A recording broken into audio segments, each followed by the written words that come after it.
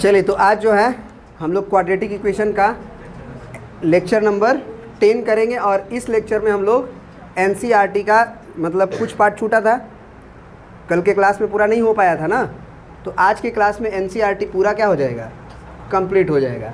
Actually हम लोग 4.2 तक कर भी लिए थे, शायद याद होगा आप लोगों को। थोड़ा सा बेसिक है जो है, मतलब रिवीजन कर लेते हैं। क्वाड्रेटिक इक्वेशन किसे कहते हैं? ax square plus B X plus C equal to 0, ठीक है। उसमें a क्या होना चाहिए? नॉट इक्वल टू 0 और ए बी सी क्या होना चाहिए? कोई भी रियल नंबर। क्वाड्रेटिक फार्मूला क्या होता है सर मेरे साथ? x बराबर minus B plus minus under root D by 2a, जहाँ पे d क्या है? बी स्क्वायर माइनस 4ac और d को डिस्क्रिमिनेंट या विवेचक या विविक्तर के नाम से जाना जाता है। फिर अगला पॉइंट था हमारा नेचर ऑफ रूट्स के बारे में। x बराबर एक्चुअल में होता है minus B plus minus under root D by 2a। उसके बाद d का वैल्यू अगर नेगेटिव हो जाए तो d कहाँ मौजूद रहता है सर? अंडर रूट के अंदर। मैं बोलता हूँ कि भाई x स्क्वायर कभी नेगेटिव हो नहीं सकता, क्योंकि कोई भी नंबर का स्क्वायर आप करोगे तो या तो पॉजिटिव आएगा या तो 0 आएगा, नेगेटिव तो आएगा नहीं। तो ये नहीं आएगा तो ये नहीं होगा, और ये नहीं होगा मतलब अंडर रूट के अंदर नेगेटिव पॉसिबल नहीं है। और d हमारा कहाँ है सर? अंडर रूट के अंदर। इसका मतलब हुआ कि d अगर नेगेटिव हुआ तो रूट्स रियल नहीं होंगे। तो इसीलिए बोला गया है कि d अगर नेगेटिव है तो then roots not real, that is imaginary roots, ठीक है। और उसके बाद मैंने सेकेंड पार्ट बोला था कि d अगर पॉजिटिव होगा तो चलेगा। एक्स स्क्वायर बराबर 4 चलता है कि नहीं चलता है? एक्स स्क्वायर बराबर 4 चलता है कि नहीं? एक्स का वैल्यू 2 आता है कि नहीं आता है? माइनस 2 होता है कि नहीं होता है? तो ये पॉसिबल है। तो अंडर रूट में जो क्वांटिटी अगर पॉजिटिव होगी तो फिर रूट्स रियल होंगे और डिस्टिंक्ट होंगे। डिस्टिंक्ट कैसे? एक प्लस के लिए और एक माइनस के लिए। तो वही एक रूट जो minus B plus under root D by 2 है वो अल्फ़ा कहलाता है, और एक minus B minus under root D by 2 जो होता है वो बीटा कहलाता है, ठीक है। उसके बाद हम लोगों ने सम ऑफ रूट्स के बारे में पढ़ा था। सॉरी, d बराबर 0 अभी छूटा है। d अगर 0 हो जाए तो रूट्स क्या हो जाते हैं? रियल और इक्वल। और दोनों रूट्स जो इक्वल होते हैं वो होते कितने हैं? एक अल्फ़ा भी माइनस बी बाई 2 है और बीटा भी माइनस बी बाई 2 है। उसके बाद हमने सम ऑफ रूट्स यानी कि अल्फ़ा प्लस बीटा, उसी अल्फ़ा और बीटा को आप जोड़ोगे तो माइनस बी बाई ए आता है, जिसको हम लोग क्या कहते हैं? Minus of coefficient of x by coefficient of x square. ये इस तरह का जो इक्वेशन हुआ करता है उसमें आप देखिए माइनस लिखे हैं, b क्या है? कोफिशिएंट ऑफ x है, और a क्या है? तो वही चीज़ लिखा गया है। बात समझ में आ रही है? फिर यहाँ पे देखिए प्रोडक्ट ऑफ रूट्स यानी अल्फ़ा इंटू बीटा, वो क्या होता है? c by A. c क्या है? कांस्टेंट टर्म और divided by coefficient of x square. फिर क्वाड्रेटिक इक्वेशन जिसका रूट्स अल्फ़ा और बीटा हो, एक ये भी लिख सकते हैं x minus alpha into x minus beta बराबर 0, या फिर हम उसे डायरेक्ट भी लिख सकते हैं एक्स स्क्वायर माइनस दोनों रूट्स को जोड़ के यानी alpha plus beta into X plus दोनों रूट्स का प्रोडक्ट यानी कि alpha into beta equal to 0। या तो मैं अगर अल्फ़ा बीटा मेरा रूट्स है, जैसे हमारा एक रूट x बराबर 2 है और एक रूट मान लो हमारा x बराबर 5 है, तो मैं इसे डायरेक्ट रूट क्वाड्रेटिक फार्मूला लिखना चाहता हूँ या क्वाड्रेटिक इक्वेशन लिखना चाहता हूँ, तो x माइनस 2 और x माइनस 5 इक्वल टू 0 लिख सकता हूँ, क्योंकि इसका भी रूट्स 2 ही आएगा, इसका भी रूट 5 ही आएगा। क्लियर है बात? उसके बाद आप गुना उना करके सिंप्लीफाई कर लोगे, वो आ जाएगा। बात समझ में आया? बोलो हीरो तो वो पूछने वाला है कमाल है। तो और अब मैं ऐसे भी लिख सकता हूँ X square minus alpha plus beta into X plus alpha into beta equal to 0। कोई दिक्कत? चलिए, तो मैं क्या बता रहा था? X square minus alpha plus beta into X plus alpha into beta is equal to 0। Alpha into beta is equal to 0, ठीक है।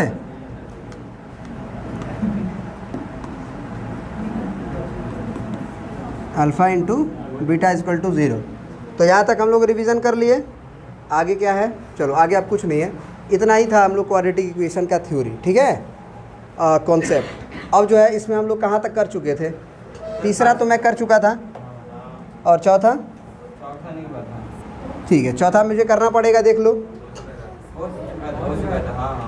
Find two consecutive positive integers sum of whose square किए थे। x और x plus 1 माने थे, और x square plus x plus 1 का whole square बराबर 365 लिखे थे। याद होगा आप लोगों को? जी सर। 5वां नंबर नहीं किए थे, तो 5 नंबर देख लो क्या कह रहा है, पढ़ो 5 नंबर में।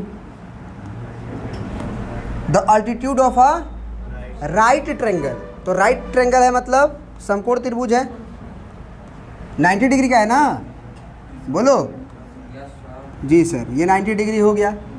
द अल्टीट्यूड, तो अल्टीट्यूड एक को मान लो, ये हमारा अल्टीट्यूड है, हाइट है नहीं कोई दिक्कत। तो कह रहे altitude of triangle is 7 centimetre less than it's base, यानी किससे कंपेयर किया? तो बेस को कुछ मान लिया जाए, बेस को कुछ मान लिया जाए, क्योंकि अल्टीट्यूड को हम बेस के अकॉर्डिंग लिख लेंगे। फिर से, the altitude of right triangle is 7 centimetre less than it's base. एक समकोण त्रिभुज का आधार जो है, ऊंचाई जो है वो आधार से 7 सेंटीमीटर कम है। 7 सेंटीमीटर क्या है? कम है। कौन कम है जी? ऊंचाई। तो ऊंचाई को कम कर लिए, और किससे? बेस से। तो बेस को x मान लो, तो ऊंचाई कितना हो जाएगा? x माइनस 7, बेस से 7 कम है। The altitude of right triangle is 7 centimetre less than it's base. Clear है?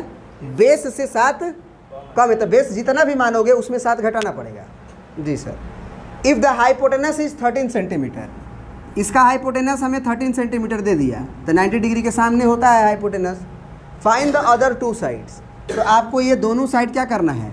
निकालना है। इसमें अब बनाना नहीं है, सॉल्व करके निकालना भी है। ठीक है जी? जी सर। कौन सा थ्योरी लगेगा सर इसमें? Pythagoras, using Pythagoras theorem.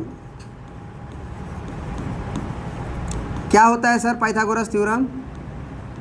Hypotenuse का स्क्वायर बराबर परपेंडिकुलर का स्क्वायर प्लस बेस का स्क्वायर। आप लोग पढ़े होंगे, एच स्क्वायर बराबर P square plus B square, और हिंदी में बोले तो कर्ण का स्क्वायर बराबर लंब का स्क्वायर प्लस आधार का स्क्वायर। क्या ये बात समझ में आ रही है? बोलिए। तो ए सी कितना है? 13, तो 13 का स्क्वायर। ए बी कितना है? x माइनस 7, ए बी कितना है? x माइनस 7, तो उसका स्क्वायर। बी सी कितना है? x है, तो x का स्क्वायर। तो ये 13 का स्क्वायर 169 हुआ। अब इसमें क्या लगेगा? a माइनस बी का क्या होता है सर? पहिलका का स्क्वायर, दूसर का स्क्वायर, माइनस 2 गुने पहिलका और दूसर का। तो क्या होगा यहाँ पे? पहिलका का स्क्वायर प्लस दूसरका का स्क्वायर माइनस 2 इंटू पहिलका इंटू दूसर का plus x square. X square sir 2x square, और 7 दूना के 14x माइनस में, और 7 सते 49, और इधर 0। सर 0 कैसे? हम कहेंगे इधर भेज देंगे, माइनस में आ जाएगा। बोलो। तो 0 बराबर कितना आया बताओ? 2x स्क्वायर माइनस 14x, और 9 में से 9 गया 0, और 6 में से 4 गया 2, 120 में कौन-सी? माइनस, क्योंकि 169 माइनस में है, और माइनस की संख्या ज़्यादा है। जी सर। उसके बाद आप ये, अगर ये बराबर है तो ये भी इसके बराबर है, तो हम लोग क्या लिख लेंगे? सबसे पहले 2x स्क्वायर माइनस 14x और प्लस नहीं माइनस 120 बराबर 2 सीधे कॉमन दिख रहा है, कॉमन लेके उधर भेज देंगे। 2 कॉमन ले लिए सर। x स्क्वायर माइनस 2 7 14, 2 छके 12, 2 उधर भेजेंगे तो क्या हो जाएगा? डिवाइड में ना, कहानी खत्म। 0/2 0 हो जाता है। अब आपको मिडिल टर्म स्प्लिटिंग आता है, उससे बनाओ। सीधेधाराचार्य आता है, सीधेधाराचार्य से बनाओ, जैसे बनाना है बनाओ। बोलो मैं किससे बनाऊँ? किससे बनाऊँ? सीधेधाराचार्य से? बोलो। कि मिडिल टर्म स्प्लिटिंग? सीधेधाराचार्य से सर। a बराबर b बराबर c बराबर -60। सबसे पहले सीधाचार्य में डी निकाला जाता है। बी स्क्वायर माइनस क्या होगा सर? बी स्क्वायर -7 का स्क्वायर -4, ए का नाम 1 और सी का नाम -60। 7 का square sir minus minus plus 6 के 24, दोनों को जोड़िए सर 289 सर। जी सर। और डी अगर 289 है तो बाहर क्या आएगा? 17, क्योंकि आपको मालूम है कि डी अभी आया, अभी एक्स निकालना बाकी है। एक्स निकालना, ये मिटा नहीं है, मैं इसे हटा दूं, इसे हटा देता हूं क्योंकि पिछला पोर्शन में है, ठीक है ना? पिछले पोर्शन में क्वेश्चन है।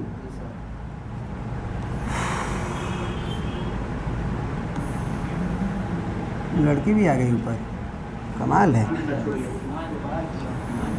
क्या यार, आज को जीने दोगे कि नहीं तुम लोग? What is this? यहाँ पे था ना। चलो, तो अब जो है मैं x बराबर क्या लिखूँगा? -b प्लस माइनस √d/2a लिखूँगा मैं। बोलो अब ज़रा बताओ कि क्या होगा। -b का नाम बताओ। -7 तो +7 हो जाएगा। समझ में आ रही बात? फिर प्लस माइनस √289 y में 2 × a का नाम 1। तो अब बताओ x बराबर क्या आया? एक आया 7 प्लस 17 बटे में 2, और एक आएगा 7 माइनस 17 बटे में 2, क्योंकि मालूम है 289 के बाहर 17 आता है। तो एक प्लस के लिए और एक माइनस के लिए। अब यहाँ से एक 17 7 24 बटे 2 12, 17 में 7 गया 10, 10 बटे 2 -5। क्या किसी भी ट्रायंगल का बेस नेगेटिव हो सकता है? बोलो। तो ये क्या है, लिख देंगे x का वैल्यू ये क्या है? Not acceptable, acceptable due to negative sign, क्योंकि हाइट कभी भी नेगेटिव नहीं होता है, लेंथ कभी भी नेगेटिव नहीं होता है। इसलिए हम लोग सॉरी बेस था ना, ये बेस निगेटिव नहीं हो सकता, या हाइट, सब लंबाई होता है, तो लंबाई कभी निगेटिव नहीं होता है। तो इसलिए हम क्या बोलेंगे कि बेस का लंबाई कितना है? बेस 12 सेंटीमीटर, सेंटीमीटर में ना था, बोलो। और हाइट कितना है? उससे एक 7 कम, 12 माइनस 7 यानी कितना? 5 सेंटीमीटर। यही तुमसे पूछा था। Find the other 2 sides. पढ़ो, फाइंड द अदर 2 साइड्स। तो अदर 2 साइड्स मैंने हाइपोटेनस को छोड़ के, तो हम बेस भी निकाल लिए कितना? 12 सेंटीमीटर। हमारा बेस कितना आया? 12 सेंटीमीटर। और हाइट कितना आया? x - 7, तो x यही ना था, तो 12 - 7 कितना आया? 5 सेंटीमीटर। कोई दिक्कत? पहला पार्ट का सॉल्यूशन यहाँ है, दूसरा आपका यहाँ है। कोई दिक्कत? मिडिल टर्म स्प्लिटिंग से भी बन जाता है, आप वैसे कर सकते हो, कर सकते हो ना। नेक्स्ट क्वेश्चन देखो, ख़त्म हो गया क्या कि अभी है? अभी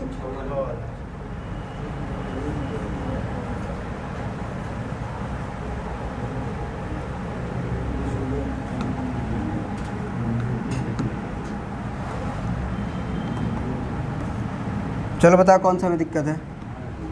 6वां में पढ़ो क्या कह रहा है। A cottage industry produces a certain number of pottery articles in a day. कुछ संख्या में कुछ आर्टिकल्स वो क्या करता है? एक कॉटेज इंडस्ट्री प्रोड्यूस करता है। It was observe on a particular day. एक खास दिन पे ये महसूस किया जा रहा है, ये ऑब्जर्व किया जा रहा है that the cost of production of each article in rupees was 3 more than the twice of the number of article produced on that day। क्या मतलब है सर उसका? एक दिन में जो आर्टिकल प्रोड्यूस किया गया उसकी संख्या से उसका जो कीमत है, produce of each article in rupees was 3 more than the twice of number of articles produce on the day. किससे कंपेयर किया जा रहा है? मोर देन के बाद पढ़िए, was 3 more than twice of number of articles produced on the day। तो किसको मानना चाहिए? जिससे कंपेयर किया जाता है।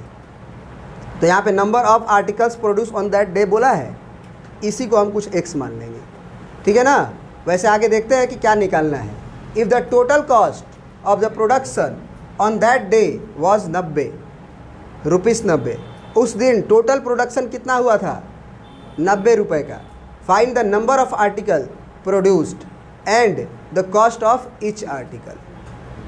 प्रत्येक आर्टिकल का दाम भी बताइए और number of article produced and the cost of, माने कितना आर्टिकल प्रोड्यूस हुआ वो भी निकालिए और प्रत्येक आर्टिकल का प्राइस भी निकालिए। चलो मैं समय देता हूँ इसके लिए आपको 1 मिनट का, थोड़ा सा सोचिए क्योंकि मैं जल्दी जल्दी बोलूँगा तो फिर मज़ा नहीं आएगा। आप खुद पढ़ के एक आध बार सोचो उसको क्या कह रहा है, आराम से।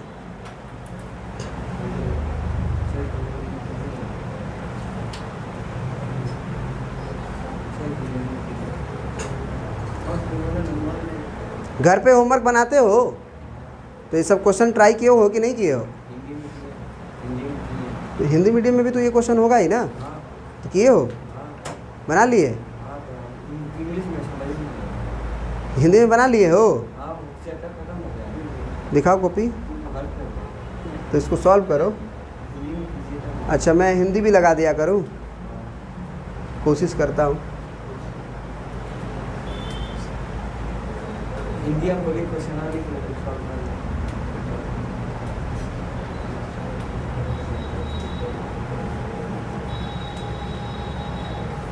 एक कॉटेज इंडस्ट्री है, क्या है, एक कॉटेज इंडस्ट्री है, वो एक दिन में कुछ संख्या में पोट्री आर्टिकल प्रोड्यूस करता है, उत्पादन करता है।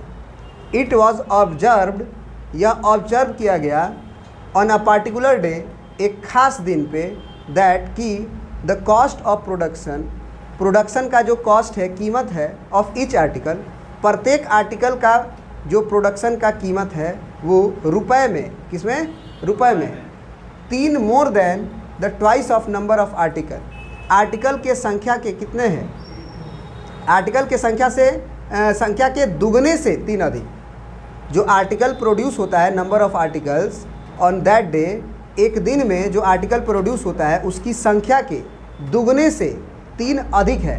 किसका दाम, किसका दाम, ईच आर्टिकल का प्रोडक्शन का कीमत, ठीक है सर।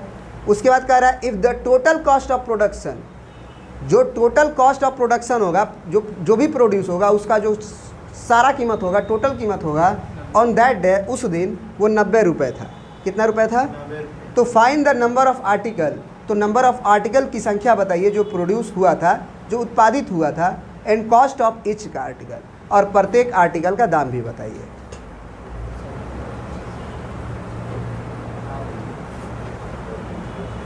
यहाँ पे मैं 2 बातें बोलता हूँ, जिससे कंपेयर किया जाए उसे मानिए, जिससे कंपेयर किया जाए उसे मानिए। कंपेयर किससे किया गया था? यहाँ देखो, ट्वाइस द, देखो देन के बाद है ना कंपेयर होता है, देन मैंने कंपेयर करना है, तो देन किससे, twice the number of article produce on that day, तो number of article produce on that day, तो नंबर ऑफ आर्टिकल्स मान लो, let number of articles on that day, on that day कितना मान लें, x। देन अब देखो यहाँ पे क्या बोल रहा है, कंपेयर जिसे किया गया वो क्या था, it was observe on a particular day that the cost of production of each article, माने कि प्रत्येक आर्टिकल का कीमत, हमसे पूछा है ना ये भी, कॉस्ट ऑफ ईच आर्टिकल, तो मैं लिखूंगा cost of each article according to question, then according to question cost of each article is equal to कितना होगा सर, 2x + 3। बहुत बढ़िया, 2x + 3। कैसे सर, ट्वाइस ऑफ, देखो twice of the number of article produce on that day और 3 मोर, तो हो गया। बात समझ में आई? अब देखो ये एक आर्टिकल का दाम है, और total article, number of article on that day कितना था, x। अब मान लो 4 आर्टिकल है और प्रत्येक का दाम 8 रुपये है। 4 गो आर्टिकल प्रोड्यूस हुआ है और प्रत्येक का दाम 8 रुपये है। सर कितना दाम हो जाएगा पूरे का? गुना करेंगे ना, गुना करेंगे ना। तो ये नंबर ऑफ आर्टिकल है, number of article on that day, और प्रत्येक का दाम cost of each article equal to 2x + 3। That means कि x का गुना 2x + 3 के साथ होगा तो टोटल रुपया 90 रुपया दिया था। सॉल्व। नहीं समझे? ये कहानी आपको सोचना है, बार बार प्रैक्टिस करेंगे वर्ड्स प्रॉब्लम को तभी आएगा, ऐसे नहीं आता है। हिंट क्या है सर? सोचने का तरीका क्या है सर? जिससे कंपेयर किया जाए उसे कुछ मानिए। पहले क्या बोले हम हिंट में?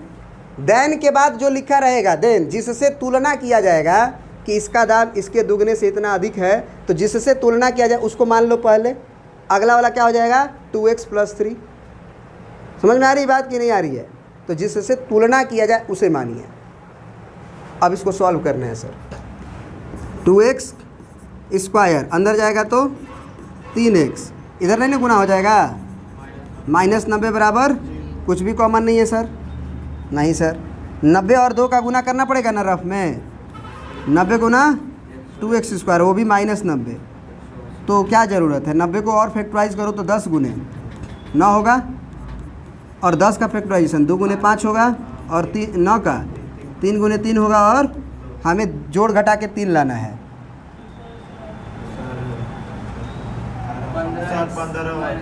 5 तिया 15 और 3 दूना के 6 दूना 12। देखो तो अब हमसे जल्दी पकड़ रहे हो तुम लोग।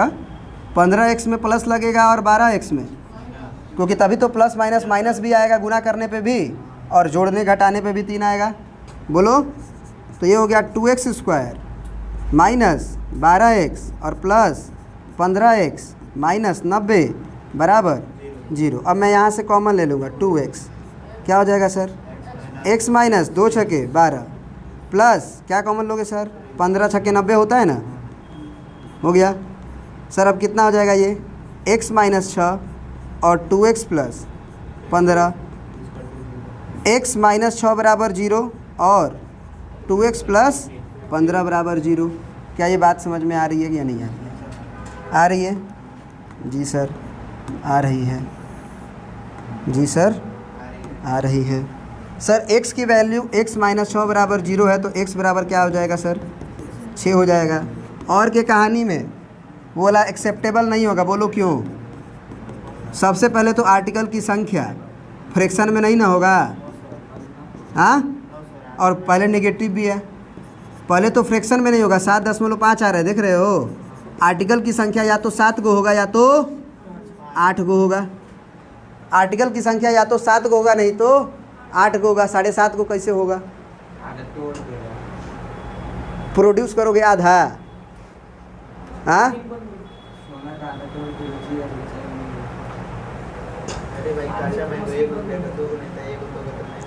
और सबसे पहले नेगेटिव भी नहीं होगा, क्या होगा? नेगेटिव भी। देखो, आदमियों की संख्या कभी भी फ्रैक्शन में नहीं आएगी, किताबों की संख्या कभी भी फ्रैक्शन में नहीं आएगी, कलमों की संख्या कभी भी फ्रैक्शन में नहीं आएगी। जैसे हम बोलेंगे कि जाओ दुकान से 10 कलम लेके आओ, तो कहेगा भाई मेरे पास 10 कलम नहीं है, 9.5 कलम है, ले लो। आधा इंक ख़त्म वाला रहेगा, वो कहेगा। ऐसा नहीं ना होता है। हम कहेंगे कि इसमें बच्चों की संख्या कितनी है, तो मार्च को 1.5 तो नहीं गिनोगे, मार्च को 1.5 गिना जाएगा, 1.5 गुना तो नहीं ना गिना जाएगा, और इस बच्चे को आधा भी नहीं गिना जाएगा, हाँ? ऐसा नहीं ना गिनोगे 1, 2, 2.5, हाँ? समझ रहे हो? ऐसे तो होगा नहीं ना। मतलब कभी भी आर्टिकल की संख्या डेसिमल में नहीं आएगा सर, नंबर आएगा सीधा। तो ये एक्सेप्टेबल नहीं है। नेगेटिव के भी चलते हैं और साथ में दशमलव के भी चलते हैं। नॉट एक्सेप्टेबल, एक्सेप्टेबल, ठीक है।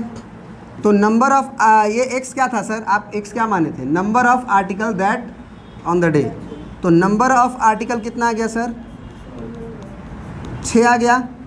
और प्राइस ऑफ ईच आर्टिकल भी पूछा था ना, कॉस्ट ऑफ, बोलिए। तो कॉस्ट ऑफ ईच आर्टिकल, क्या लिखेंगे आप? ईच आर्टिकल क्या लिखेंगे आप? सर आप लिखेंगे 2 × x + 3, तो 6 दूना के 12 और 3 15। कोई दिक्कत है सर? नहीं हुआ, सही बात है ना? कोई दिक्कत है किसी को भी? बोलिए, कोई समस्या? हर्षित आंसर भी मिलाया करो, तुम्हारे पास किताब होगा। चलिए 4.2 ख़त्म हो गया सर। चलिए 4.2 ख़त्म हो गया सर। हो समय लग रहा है एनसीईआरटी में भी। ये बनाए हो? हाँ, थोड़ा दिमाग लगा लेना, घर पे होमवर्क दे देते हैं, अगली क्लास में मैं बताऊंगा, समय ज़्यादा लग जाएगा इसमें, ठीक है? समय ज़्यादा लग जाएगा इसमें। अब ये एग्जाम्पल का क्वेश्चन देखो, कोई दिक्कत है इसमें? Find the discriminant of the equation and hence find the nature of roots, find them if they are real. करो करो। सबसे पहले क्या निकालना है तो मुझे बता दो केवल। ए क्या है? ए क्या है? बी क्या है? सी क्या है? 1/3। बहुत बढ़िया। चलो अब निकालो डिस्क्रिमिनेंट, जल्दी जल्दी फटाफट एकदम करिए।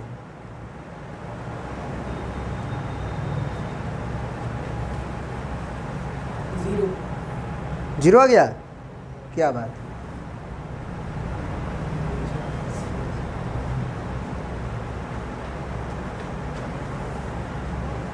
हाँ शायद जीरो आ रहा है, तो डिस्क्रिमिनेंट जीरो आ गया तो रूट्स रियल होगा कि नहीं होगा, ये पहले बताइए। रियल होगा तो जब सुनो, हेलो हेलो, अब x बराबर मत निकालना। जब डिस्क्रिमिनेंट जीरो होता है तो उस समय रूट्स क्या होता है, याद करवाए थे ना? होता कितना है ये पूछ रहे हैं। इक्वल तो होता है, होता कितना है? x बराबर -b/, तो डायरेक्ट लिखो ना, डायरेक्ट लिखो ना भाई। x बराबर -b/2 है। माइनस b का नाम बताओ भाई, 2 × a का नाम बताओ, तो हो गया 2 समाप्त, माइनस माइनस 2/2 × 3 हुआ ना जी, 1/3। आप अपने तरीक़ा से भी निकालोगे तो वो 1/3 आएगा, ठीक है जी। तो क्या बोला था इन्होंने कि अगर पहले तो नेचर ऑफ रूट्स पूछा, तो डी का वैल्यू हमारा कितना आया है? ये ख़त्म हो जाएगा सर। ये 4 - 4 क्या आ जाएगा सर? 0 आ जाएगा सर। तो यही से नेचर ऑफ रूट्स में क्या बोलूँगा? डी बराबर 0, then roots are real and equal. ये बताना ही नेचर ऑफ रूट्स बताना होता है। Then roots are real and equal, ये बोलना ही नेचर ऑफ रूट्स बताना होता है। और उसके बाद आपको रूट्स पूछा था, तो रूट्स आपका ये हो गया, x बराबर -b/2 निकल गया। सेवा समाप्त। आगे बढ़े जी सर। आगे देखिए क्या कह रहा है, ये एक्सरसाइज 4.3 का क्वेश्चन हो गया आपका। Find the nature of roots of the following quadratic equation if the real roots exist, find them. कह रहा है कि सबसे पहले तो नेचर ऑफ रूट्स बताइए, यानी रियल होगा कि इमेजनरी होगा। तो कमेंट किस पे करते हैं? डिस्क्रिमिनेंट पे। प्रत्येक क्वेश्चन का आप डिस्क्रिमिनेंट इज्जत से निकाल सकते हैं, उसके बाद चेक कर सकते हैं ना कि वो पॉजिटिव है कि नेगेटिव है कि जीरो है। अगर पॉजिटिव आ रहा है तो आप रियल रूट्स कहेंगे और अनइक्वल बोलेंगे। अगर डी जीरो हो रहा है तो आप क्या बोलेंगे? रूट्स रियल एंड इक्वल है। और अगर डी नेगेटिव आ गया तो नॉट रियल। तो रियल अगर होगा तभी, एग्जिस्ट करना मतलब क्या होता है? रियल हो, रियल रूट्स एग्जिस्ट करता है तभी निकालो। तो जब रियल रूट्स होगा तभी x बराबर लिखोगे -b ± √d/2a। क्या मुझे बताने की ज़रूरत है? बोलो, कोई भी क्वेश्चन पूछने है तो पूछ लो। आगे बढ़ूँ मैं?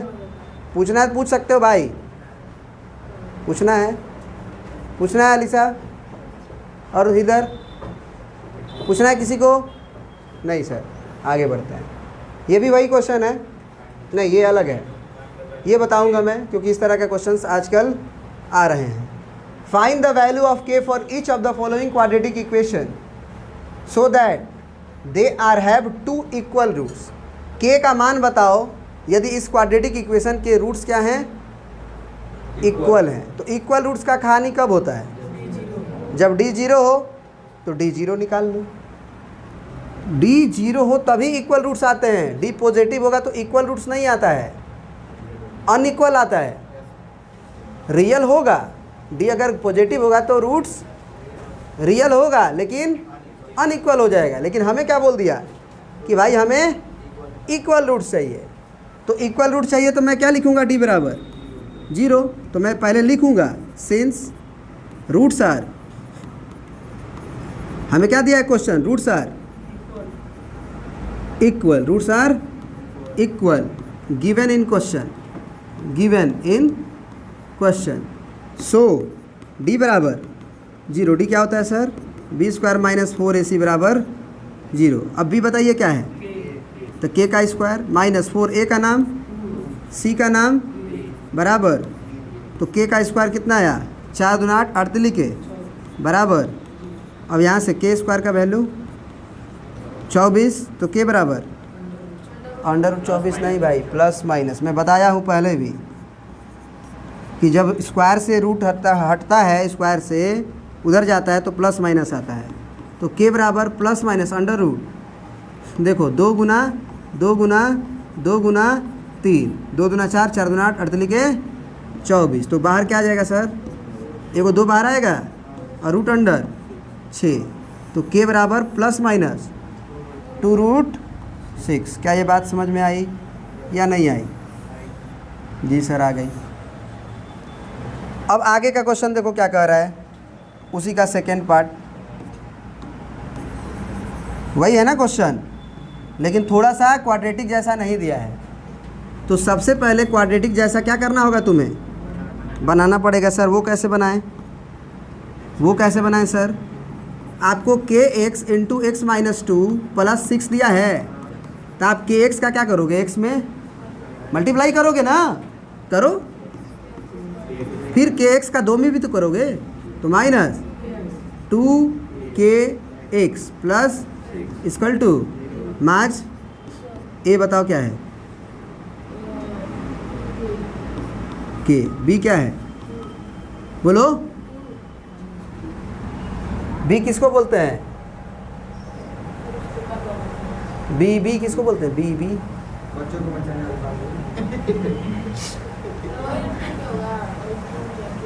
-2 होगा। क्या बोला बच्चे को, बीबी में पूछ रहा हूँ, बीबी बीबी धर्म पत्नी को बोलते हैं रे गधा सर। एक्स के कोफिशिएंट को b बोलेंगे तो b क्या होगा, -2k, c 6। एक्स के कोफिशिएंट को b बोलते हैं, यही पहचानने में दिक्कत हो जाता है कभी कभी।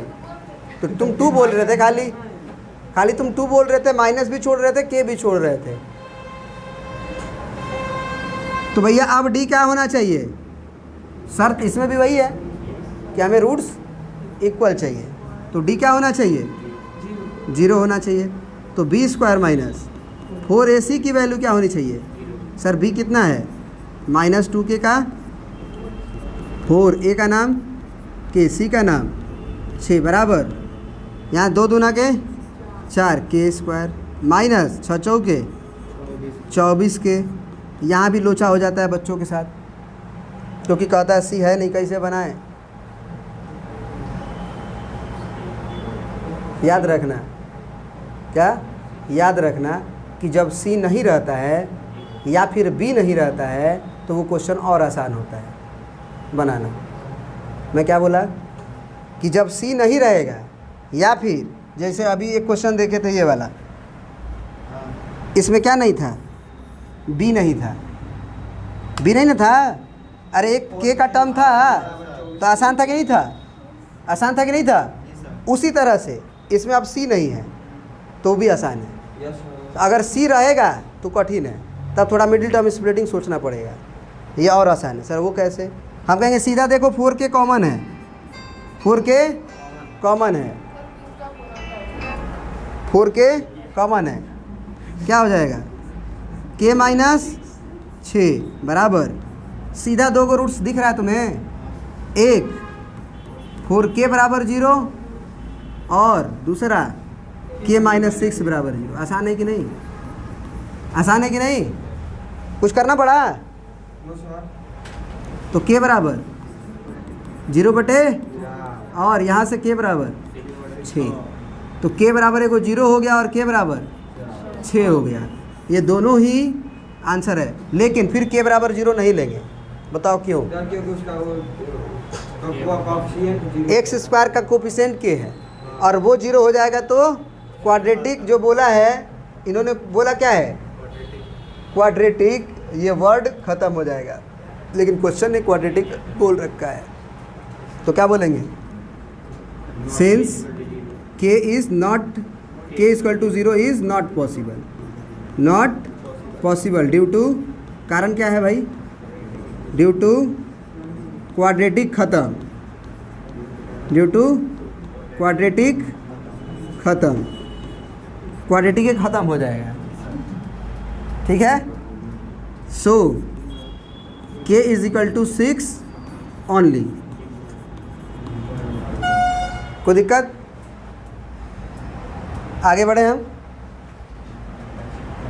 अब देखो क्या कह रहा है, ये देखो कह रहा है is it possible to design a rectangle mango grove whose length is twice its breadth and the area is 800 meter square, if so find the length and breadth। देखो एक रेक्टेंगुलर है, क्या है? मैंगो ग्रोव, मतलब आम का बगीचा है रेक्टेंगुलर।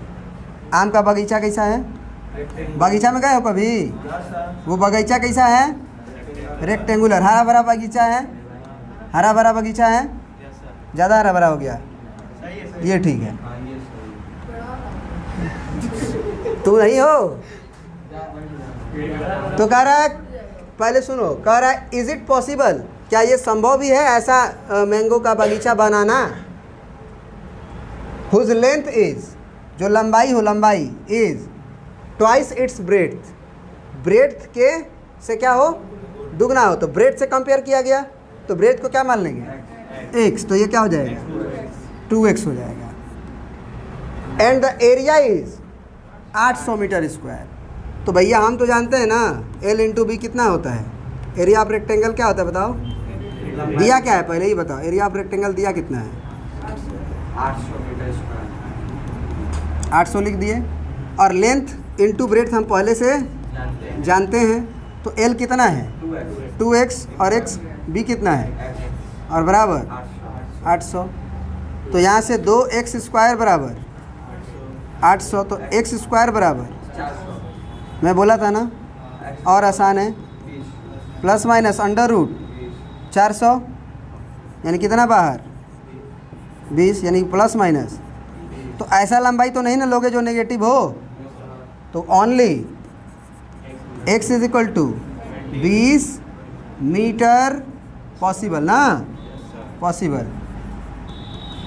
तो भैया ऐसा बगीचा पॉसिबल है कि नहीं है? पॉसिबल नहीं होता तो निकलता ही नहीं x, उस समय डिस्क्रिमिनेंट क्या हो जाता? नेगेटिव। जैसे ये क्वेश्चन पूछा ना इज इट पॉसिबल, तो सबसे पहले ये सोचना चाहिए कि x आएगा ही नहीं। कब नहीं आएगा? ऐसा इक्वेशन बन जाए हमारे क्वाड्रेटिक में जिसका डिस्क्रिमिनेंट क्या आ जाए? नेगेटिव। तो डिस्क्रिमिनेंट नेगेटिव आ जाने का ही मतलब है कि ऐसा बगीचा पॉसिबल नहीं है। अभी पॉसिबल है क्योंकि इसका डिस्क्रिमिनेंट क्या है? पॉजिटिव है। सर डिस्क्रिमिनेंट निकाल के बताओ, समझ में नहीं आ रहा है। मैं बोल रहा हूँ ठीक है, एक्स स्क्वायर माइनस 400 बराबर 0। पहले इक्वेशन को हमको इस फॉर्म में लाना पड़ेगा ना जी, कि नहीं लाना पड़ेगा? तभी ना डी निकालोगे, बोलो। तो सर एक्स स्क्वायर तो है ये है, सर एक्स नहीं है तो 0 इंटू एक्स लिख सकता हूँ मैं, और माइनस 400 बराबर 0। एक्स स्क्वायर भी हो गया, एक्स भी हो गया और कांस्टेंट भी हो गया। क्लियर है बात? जी सर। मैं बोलूँगा ए क्या है सर? 1 है सर। बी कितना है सर? 0। और सी कितना है सर? माइनस 400। तो डी बराबर बी कितना है सर? माइनस 4a कितना है, c कितना है, माइनस -4। सो डी पॉजिटिव आया कि नहीं, माइनस माइनस प्लस 4 चौके 1600, डी पॉजिटिव है। यहाँ से सीधा x निकला कैसे, अगर नहीं निकलना होता तो x स्क्वायर बराबर 400 नहीं आता, x स्क्वायर बराबर -400 हो जाता, x स्क्वायर बराबर क्या हो जाता, तब कहते पॉसिबल नहीं है, कोई भी नंबर का स्क्वायर नेगेटिव नहीं होगा। क्लियर है बात। मैं दोबारा बार ये बात क्यों बोल रहा हूँ, क्योंकि हो सकता है कि ऐसा क्वेश्चन तुम्हारे एग्जाम में आ जाए जिसमें क्वाड्रेटिक बने तो उसकी डिस्क्रिमिनेंट नेगेटिव हो जाए, तो जो इज इट पॉसिबल लिखा है ना वहाँ पे लिख दोगे no it is not possible. अभी क्या लिखोगे, यस इट इज़ पॉसिबल। और ऐसा बगीचा का लंबाई कितना होगा, ऐसा बगीचा का लंबाई कितना होगा, लंबाई सर हाँ ये चौड़ाई है सर, दिस इज चौड़ाई, ये भी है ना बी, और एल कितना होगा, एल कितना होगा सर 2 × x है, यानी 20 दूना के 40। क्या ये बात समझ में आया, बोलिए जी सर। तो 4.3 का चौथा क्वेश्चन है और शायद लास्ट क्वेश्चन होगा ये, नहीं बस और 2 क्वेश्चन है, मैं करदा देता हूँ, ठीक है। क्या है सर इसमें पढ़िए, is the following situation possible, फिर वही कहानी है, क्या ये संभव है, तो ये संभव है कि नहीं है कौन बताता है, डिस्क्रिमिनेंट। इफ़ सो, यदि अगर पॉसिबल है, डिटरमाइन दियर प्रेजेंट एजेस, अगर ये संभव है तो उसकी वर्तमान आयु बताइए, किसकी sir, the sum of ages of 2 friends, 2 दोस्तों के उम्रों का, एजों का क्या योग, जोड़ कितना है, इस 20 ईयर्स, दोनों के एज को जोड़ा जा रहा है तो 20 वर्ष हो रहा है। 4 ईयर्स अगो माने पहले, अच्छा ये अगो नहीं समझ में आता है कि पहले है कि बाद में है, तो वॉज से पकड़ो, वाज मतलब था, मतलब पहले की बात है, और विल होगा तब होगा, माने फ्यूचर की बात हो रही है, ठीक है सर। बोलिए, हम लोग हिंदी मीडियम वाले हैं, हम लोग जुगाड़ लगा लेते हैं कि कहाँ से कौन सेट होगा, समझ में आ रही बात। वर्ड्स प्रॉब्लम नहीं होता है हम लोग को, हम लोग पकड़ लेते हैं कहाँ क्या बात है। सर हमको बोल रहा है ना कि प्रेजेंट एज निकालो दोनों दोस्तों का, तो मान लेते हैं लेट प्रेजेंट, मैं गलत लिख रहा हूँ ना, प्रेजेंट ठीक है या सर, ठीक है, present age of 2 friends, 2 friends are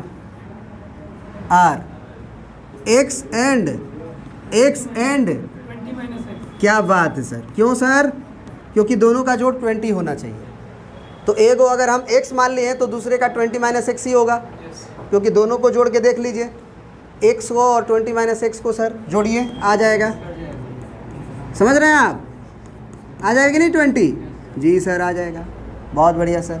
according to question, दोनों दोस्त 4 वर्ष पहले कम होंगे कि एक दोस्त घट जाएगा दूसरा दोस्त वही रहेगा, दोनों दोस्त का एज घटेगा सर 4 वर्ष पहले, तो पहला दोस्त का x - 4 और दूसरे दोस्त का 20 - x, तो पहले से था 4 और घटेगा, और क्या पूछा है, the product of their ages, मतलब दोनों का गुना, कितना हो जाएगा सर, 48 हो जाएगा सर। तो अब जरा बताइए कितना आ रहा है, 20 में से 4 घटा लीजिए, 16 - x बराबर, गुना करिए x में 16 का, 16x, x में x का -x², 4 का 16 में, 16 चौके माइनस प्लस 4x बराबर 48। x² को माइनस देख के हमारा मन किया कि हम उधर भेज दूँ x² को, बोलो वैसे 16 × 4 20x माइनस x² माइनस बराबर 48। मैं सारा चीज़ उधर भेज दे रहा हूँ, सारा चीज़ मैं उधर भेज दे रहा हूँ, ठीक है जी। तो x² उधर जाएगा तो प्लस में होगा, जी सर। ये 20x उधर जाएगा तो सर -20x होगा सर। पहले से 48 उधर है, 64 उधर जाएगा तो +64, तो +64 और +48, 8 × 4 12 और 6 × 4 11, प्लस में कि माइनस में सर, प्लस में, क्योंकि दोनों प्लस में हो जाएगा, ठीक है। ये हो गया क्वाड्रेटिक इक्वेशन आपका। किससे बना दूँ मैं? मिडिल टर्म स्प्लिटिंग से। पहले तो पॉसिबल है कि नहीं ये पता किया जाए। पॉसिबल भी नहीं होगा, ऐसा भी तो हो सकता है। तो भैया डिस्क्रिमिनेंट निकालना पड़ेगा। a बराबर 1, b बराबर -20 और c बराबर 112। तो d बराबर b² माइनस 4ac। सर क्या होगा d? -20 का -4 इंटू a का नाम 1 और c का नाम 112, 20 का स्क्वायर 400 माइनस 448। सर नेगेटिव है। तो ऐसा पॉसिबल ही नहीं है कि दोनों दोस्त का एज जो है जोड़ने पे 20 वर्ष हो और 4 वर्ष पहले जाके अगर उनके एजों का गुना किया जाए तो 48 हो। ऐसा संभव ही नहीं है due to discriminant negative. Roots real मिलेंगे ही नहीं। एक्स रियल कब मिलता है? जब रूट्स डी जो है पॉजिटिव आता है। तो क्या लिख देंगे? This situation is not possible. समझ में आया क्या? कोई दिक्कत है? हाँ, लास्ट क्वेश्चन और आपका एनसीईआरटी का क्वाड्रेटिक खत्म। एक स्लाइड में मैं सोच रहा हूँ कि PYQs ले लूँ या फिर टेस्ट लेके ले लूँ। डायरेक्ट में लूँगा तो मज़ा नहीं आएगा, फिर इज्जत नहीं दोगे उसे। तो मैं क्या करता हूँ, मैं डायरेक्ट टेस्ट ही लेता हूँ PYQs का और देखता हूँ कि कितने लोग कितना बनाते हैं। हाँ, एक है वर्ड्स प्रॉब्लम में तो बहुत सारे क्वेश्चंस लिए ही हैं वैसे, है कि नहीं? बोलो। वर्ड्स प्रॉब्लम ये मतलब ऐसा गिनती थोड़ी है सर, कराते रहूँगा तो होते रहेगा। क्वेश्चन की कमी है दुनिया में? सोच के देखो, दुनिया में क्वेश्चन की कमी नहीं है। हाँ, अगर अब प्रीवियस ईयर क्वेश्चंस बनाया जाए और उसमें क्वेश्चन फंसा तो फिर हम लोग डिस्कस करेंगे। ठीक है जी, कोई दिक्कत? तो कल के क्लास में, कल तो सैटरडे है, बोलो, तो कल के क्लास में क्या शुरू कर दिया जाए? AP एरिथमेटिक प्रोग्रेशन, और मैं टेस्ट लेके फिर से वापस क्वाड्रेटिक का डिस्कशन करा दूंगा PYQs। ठीक है सर, चलो पहले इसको तो कर लिया जाए। Is it possible to design a rectangular park of perimeter 80 metre and area 400 metre square? क्या ऐसा रेक्टेंगुलर पार्क बनाना संभव भी है जिसकी पेरीमीटर 80 मीटर हो और एरिया 400 मीटर स्क्वायर हो? पेरीमीटर का 80 मीटर होना भी ज़रूरी है और एरिया का 400 मीटर स्क्वायर होना भी ज़रूरी है। Find its length and breadth. भैया रेक्टेंगल है, पार्क है, कैसा होगा सर? हरा भरा। यार इज्जत की बात है बे। हो मैं तो हरा करके ही छोड़ूंगा इसे। हो नहीं हो रहा है ये। हो गया ना? नहीं, वो टच नहीं हो रहा होगा। कभी कभी ना अपने ऊपर भी शक किया जाता है। क्वेश्चन ना बने ना तो ये मत सोचो क्वेश्चन ही गलत है, खुद पे भी कभी कभी शक करो कि हम ही नहीं सही बना रहे हैं। भैया लेंथ को मान लिया जाए x मान लो और ब्रेड्थ को मान लिया जाए y। सर पेरीमीटर कितना होता है रेक्टेंगल का? पेरीमीटर दिया कितना है पहले ये बताओ, और होता कितना है perimeter? 2 into L plus B। सही है ना सर? 2 को उधर भेजो तो x प्लस वाई बराबर 40 सर। तो y बराबर सर 40 माइनस x। और एरिया क्या दिया है? ऑल्सो एरिया बराबर क्या दिया है? 400 मीटर स्क्वायर। तो एरिया कितना होता है सर? ये 400 हुआ सर। L का वैल्यू कितना है बताओ? x है बे, लंबाई x माने थे, चौड़ाई क्या माने थे? बराबर। अब y का वैल्यू उठा के रखो यहाँ से, x इंटू वाई का वैल्यू 40 माइनस x बे और बराबर 400 गुना करो। 40x माइनस एक्स स्क्वायर बराबर 400। मैं सबको उधर भेज दूँ, सबको उधर भेज दूँ क्या देख के? एक्स स्क्वायर का सिंबल को नेगेटिव उधर जाएगा तो क्या हो जाएगा? फिर 40 क्या हो जाएगा? और 400 वो तो प्लस में ही है, उधर ही है। फिर मैं पूरी क्वांटिटी को उधर वाला इधर कर दिया और इधर का इधर कर दिया। समझ रहे हो ना विनोद? बढ़िया। ए क्या है सर 1, बी क्या है सर -40, सी क्या है सर 400। डिस्क्रिमिनेंट निकाला जाए सर। डिस्क्रिमिनेंट बराबर b² - 4ac क्या है सर -40 का स्क्वायर -4a का नाम और c का नाम 400 का स्क्वायर 40 का स्क्वायर सर 1600 ना, और 4 चौके 1600। कहानी पॉसिबल है क्या? डिस्क्रिमिनेंट 0 होता है तो क्या पॉसिबल नहीं होता है क्या? केवल डिस्क्रिमिनेंट नेगेटिव होता है तब ही पॉसिबल नहीं होता है। इसमें दोनों रूट्स क्या होते हैं? दोनों रूट्स क्या होते हैं? इक्वल होते हैं सर, जब d 0 हो जाए तो। और वो होते कितने हैं वो भी जानते हैं हम। हेंस डायरेक्ट मैं x बराबर निकाल दूंगा, हमें तो x ही निकालना है ना, y ही निकालना है ना, तो डायरेक्ट अब फार्मूला x का जानता हूँ हम। कितना सर? कितनी अच्छी बात है सर। -b का नाम -40 होगा तो b का नाम पूछे तो b का नाम बताओ, कैलकुलेशन करके नहीं। a का नाम सर 1 है। अब ये माइनस माइनस प्लस हो जाए वो अलग बात है। कितना हो जाएगा सर 20। तो लंबाई निकल गया कितना 20 मीटर, और चौड़ाई कितना है सर वहाँ देखिए y बराबर 40 माइनस सर ये रेक्टेंगल है क्या? स्क्वायर है सर। कितनी अच्छी बात है। काहे लिए रेक्टेंगल को स्क्वायर नहीं कहते हैं क्या? स्क्वायर को रेक्टेंगल नहीं कहते हैं क्या? स्क्वायर को रेक्टेंगल नहीं कहते हैं क्या? 9th क्लास में आप हमसे पढ़े ही नहीं हो क्या भाई? क्या चीज़? अच्छा ये वाला ध्यान दे रहे हो मतलब ना। क्या स्क्वायर रेक्टेंगल होता है? होता है।